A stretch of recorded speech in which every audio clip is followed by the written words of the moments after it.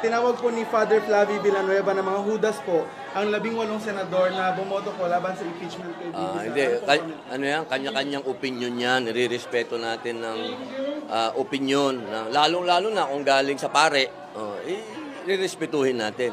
At ganun din sana, kung ano din naman yung sinasabi ng ibang naratibo, sana respetuhin din nila. Kasi alam mo, demokrasya tayo eh. Hindi po pwedeng yung nagsasalita lang, sila lang yung tama. Dapat pakinggan natin yung dalawang naratibo. Isa lang po ang nasisigurado namin sa inyo.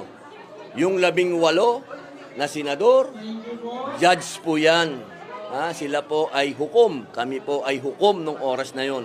Kami po ay nagdesisyon, hindi dahil mahal namin si Inday o galit kami sa ibang tao. Kami po ay nagdesisyon dahil yun po ay para sa bayan. Hindi po yan para kanino.